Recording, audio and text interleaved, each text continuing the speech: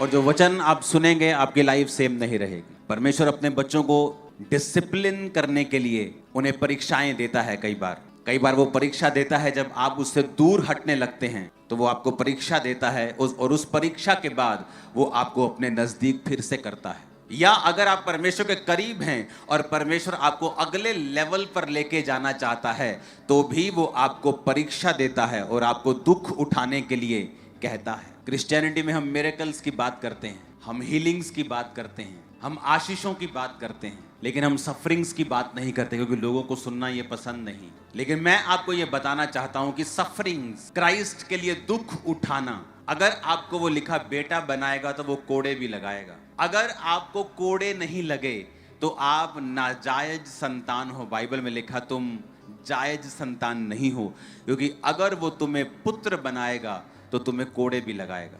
लेकिन आज की चर्च जो है वो कोड़े खाना नहीं चाहती है।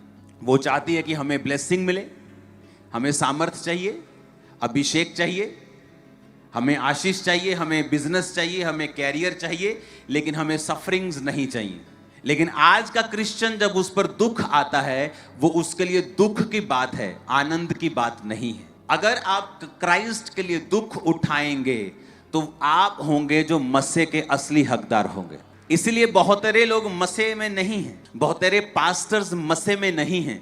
लोगों को लगता है कि बड़ी चर्च जो है वो डिसाइपल्स नहीं बना सकती, चेले नहीं बना सकती, और ये बुरी और गलत टीचिंग है। पहली चर्च जो जीसस क्राइस्ट ने खड़ी की, जहां पर परमेश्वर के 12 प्रेरित थे, यहूदा इस्करियोती मर गया और फिर उसे उन्होंने 12वां चुना। बाइबल कहती है एक दिन के अंदर 3-3 हजार लोग बपतिस्मा लेके उस मंडली में शामिल होते थे। एक दिन में 3,000, अगले दिन 5,000, जब जब सभाएं होती थी हजारों में लोग बपतिस्मा लेते थे। वो एक बड़ी मंडली थी। बाइबल कहती है एक बंदा वहां वचन सुन रहा था, प्रेरितों के कामों को देख रहा था। उसके मन में आया कि मैं भी परमेश्वर के दान में काम आऊंगा, और अपनी प्रॉपर्टी को बेचकर प्रेरितों के पांव में रख दिया, और वही आगे चल के खुद प्रेरित बना, वो भी डिसाइपल बना। बहुत से लोग उनमें से चुने गए। बाइबल कहती है जब चर्च बढ़ गई तो यूनानी भाषा बोलने वाले कुड़कुड़ाने लगे कि हमारी विधवाओं का ध्यान नहीं रखा जा रहा है, इनके लिए खाने पानी का इंतजाम नहीं है, चर्च सो मच बिजी है, हमारा खाना पानी भी नहीं हो रहा है। तो वचन कहता है कि प्रेरितों ने कहा हम इस काम में नहीं जाएंगे, तुम 7 मनुष्यों को चुन लो जो खाने और पानी के ऊपर रहेंगे, पर हम प्रार्थना और वचन की सेवकाई में ही लगे रहेंगे। और वचन कहता है उन्होंने 7 मनुष्यों को चुना जो आत्मा से भरपूर थे, जिन्होंने लंगर की सेवकाई को किया, और वो भी लोग आगे चल के परमेश्वर के डिसाइपल बने। स्तिफनुस उनमें से एक था जो परमेश्वर के लिए शहीद हुआ था। तो बात चर्च बड़ी या छोटी की नहीं है, बात यह है कि क्या वो पवित्र आत्मा के द्वारा चल रही है, क्या वो चर्च सफरिंग्स के लिए तैयार है, क्या वो दुखों को सहने के लिए भी तैयार है कि नहीं, क्या वो परीक्षाओं को सहने के लिए भी तैयार है कि नहीं। वचन कहता है क्राइस्ट 12 साल की उम्र में ये जानते थे कि उन्होंने परमेश्वर के लिए वो आए हैं, इसलिए अपने माता और पिता को बोला कि मुझे अपने पिता के घर में होना ज़रूरी है। जब उसके माता पिता उसे ढूंढने के लिए 3 दिन लगातार घूमते रहे, और वो कहाँ मिला? परमेश्वर के घर में। लेकिन बाइबल कहती कि प्रभु यीशु मसीह ने भी दुख उठाकर आज्ञाओं को मानना सीखा। लेकिन आज का विश्वासी दुख उठाना नहीं चाहता। उसका 6-7 साल भी वो दुखों में निकाल ले, उसे लगता है कि परमेश्वर है ही नहीं है, नहीं तो इतने साल से परमेश्वर मेरे जीवन में काम नहीं कर रहा होता। उसकी फैमिली बैकस्लाइड हो जाती है, क्योंकि मसीह में आए हुए मुझे 1 दशक हो गया था, 10 साल हो गए थे, और कुछ प्रार्थनाएं ऐसी थी कि मुझे लगता था कि 1 इंच का भी उनमें फर्क नहीं पड़ा। परमेश्वर ने मेरी प्रार्थना को नहीं सुना, कोई फर्क नहीं था लाइफ में, कई मसलों में। लेकिन जब परमेश्वर काम करने पे आता है वो करता है, लेकिन तब तक वो आपको यही रियलाइज करवाता है कि अगर वो आपका काम नहीं करता और आप दुखों में और सफरिंग्स को सहते हुए आगे बढ़ रहे हैं, तो क्या फिर भी आप यीशु मसीह के लिए दुखों को सह सकेंगे, या आप सहना चाहते हैं, या आप सिर्फ अपने पिता की प्रॉपर्टी को चाहते हैं, अपने पिता को नहीं चाहते। कुछ बच्चे होते हैं अपने पिता की प्रॉपर्टी से प्यार करते हैं, पिता मुझे प्रॉपर्टी दे दे, अपना बैंक बैलेंस दे दे, लेकिन जब पिता बीमार होता है उसकी टेक केयर करना वो नहीं चाहते। लेकिन पिता की अच्छी अच्छी चीजों को सब चाहते हैं, पर सेवा करना नहीं चाहते, टाइम देना नहीं चाहते, सफर नहीं करना चाहते। आज क्रिश्चियंस हैं जो परमेश्वर से ब्लेसिंग चाहते हैं, बरकत चाहते हैं, उनके बच्चों की जिंदगी में काम हो जाए, उनके बच्चों की लाइफ में काम हो जाए, लेकिन जब परमेश्वर उनको दुख उठाने के लिए कहता है, वचन कहता है कि मैं दुखों को उठाता हूं, लजाता नहीं हूं। कि परमेश्वर के कारण मैं दुख उठा रहा हूं, इस बात से मैं शर्मिंदा नहीं हूं, क्योंकि सफरिंग्स जो आप क्राइस्ट के लिए उठाते हैं, ये वो सफरिंग्स नहीं हैं जो आपने अपनी जिंदगी में ऐसे ही उठाई हैं कि आपको बुरा पार्टनर मिल गया, आपने सफरिंग्स को देखा है, या आपने कोई गरीबी की सफरिंग्स को, दुखों को देखा है। लेकिन जब आप मसीह में दुखों को उठाते हैं तो वो दुख आपको नेक्स्ट लेवल के लिए तैयार करते हैं, वो दुख आपको परमेश्वर के करीब करते हैं। कई बार जब आप वचन सुनते हुए भी, वचन को जानते हुए भी प्रार्थना में नहीं होते, तो कई बार परमेश्वर दुखों को अलाउ करता है कि वो आपकी जिंदगी में जाएं। वो फ्रस्ट्रेटिंग टाइम होता है और फिर परमेश्वर बताता है कि तुझे मेरे करीब रहना है। कई बार वो दुखों को अपने करीब करने के लिए आपको इस्तेमाल करता है। कई बार आप करीब होते हैं, प्रार्थना पूरी होती है, फिर भी वो दुखों का इस्तेमाल करता है ताकि आपको उसके बाद एक नए लेवल पे, एक नेक्स्ट लेवल पे लेके जा सके। क्योंकि नेक्स्ट लेवल पे लेके जाना भी पॉसिबल नहीं है अगर आप 9th में हैं, और अगर आप परीक्षा नहीं देंगे तो आप 10th में कभी नहीं हो सकते हैं।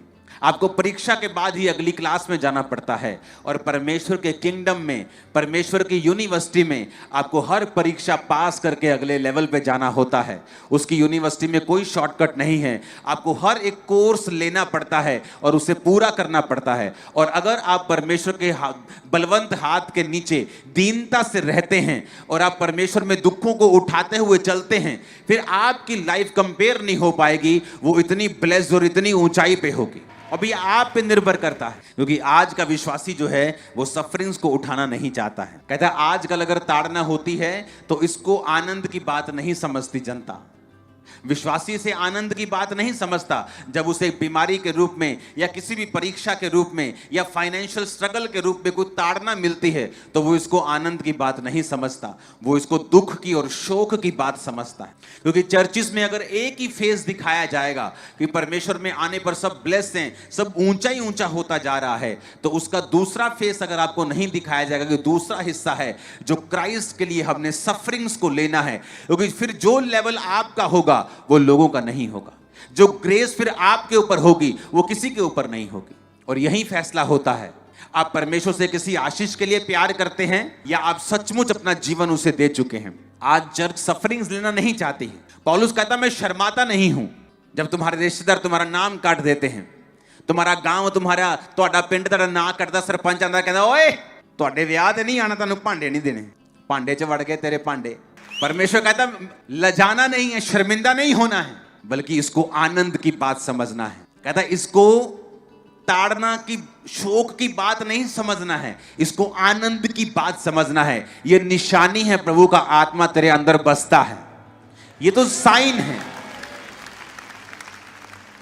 लेकिन वचन कहता है आज का जो विश्वासी है वो चर्च में आशीष लेने के लिए जाता है, लेकिन वो ताड़ना वाला हिस्सा नहीं लेना चाहता। वो अपने बाप को कहता है कि प्रॉपर्टी मुझे दे दे, लेकिन सेवा मेरे छोटे भाई को दे दे। आशीष मुझे मिलनी चाहिए, मैं आमीन बोलूंगा, मुझे बरकत मिलनी चाहिए, हाँ, लेकिन यीशु मसीह के नाम के कारण मुझे अगर दुख मिलता है तो वो मेरे लिए शोक की बात है।